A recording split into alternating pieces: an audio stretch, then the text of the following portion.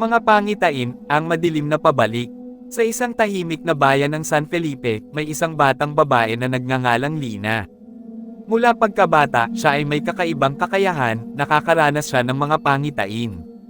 Ngunit sa bawat pangitain, hindi lamang ang hinaharap ang kanyang nakikita, dala rin nito ang takot at pangamba. Isang malamig na gabi, habang si Lina ay natutulog, bigla siyang nagising sa isang nakakagimbal na panaginip. Nakita niya ang isang matandang babae na nakasuot ng puting damit, ang kanyang mukha ay hazy at walang anyo. Lina, maraming panganib ang paparating, sabi ng matanda, habang ang paligid ay napapaligiran ng madilim na hamkag.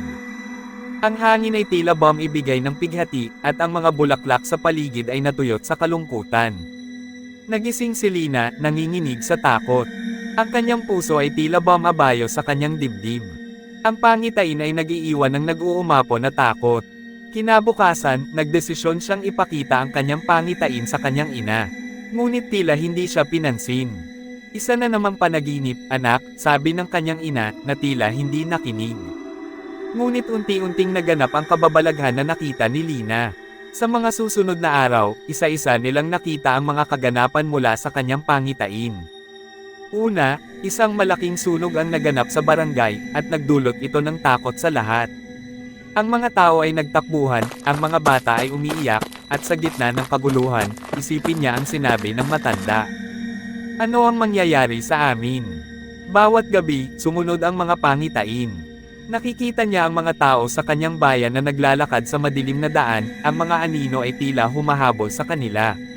Nahawakan niya ang kanyang sariling takot, ngunit hindi niya malaman kung paano ito ipapaabot sa iba. Habang ang mga pangyayari ay tuloy-tuloy na lumalabas sa kanyang panaginip, ang kanyang pusong naglalakbay ay unti-unting lumulubog sa dagat ng kalungkutan. Sa kabila ng takot na kanyang nararamdaman, nagkaroon siya ng lakas ng loob na umusad.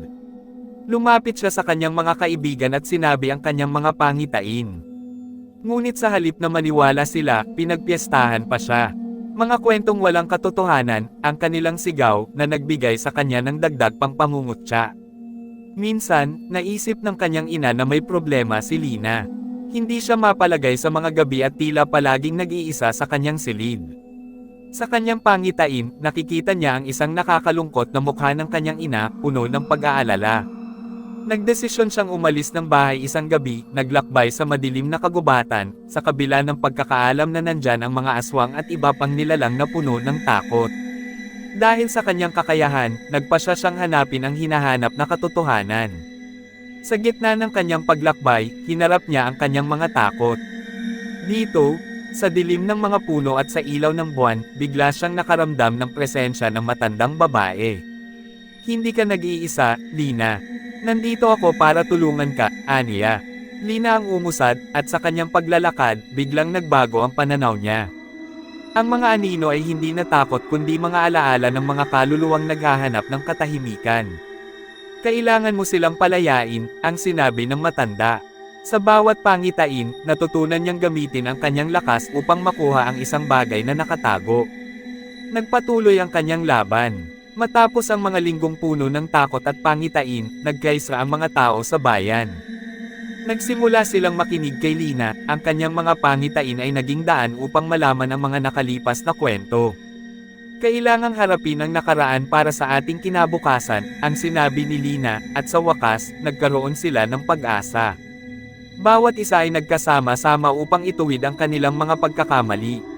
Ang mga pangitain ni Lina ay hindi naging tulay ng takot kundi isang liwanag na nagbigay ng pag-asa at pagkakaunawaan, pinalaya ng bayan ang kanilang mga anino, at sa kabila ng lahat, ang bahay ni Lina ay naging tahanan ng pagmamahal at pagkakaibigan. Sa huli, natutunan ng bayan na ang mga pangitain ay hindi nag-iisa kundi mga paanyaya mula sa ating alaala at mga pagkakataon upang baguhin ang ating landas, at si Lina, na dati ay puno ng takot, ay naging simbolo ng lakas at pag-asa sa kanyang bayan. Ang kanyang mga pangitain, sa kabila ng takot, ay nagbigay ng liwanag sa madilim na nakaraan, na hindi kailanman makakalimutan.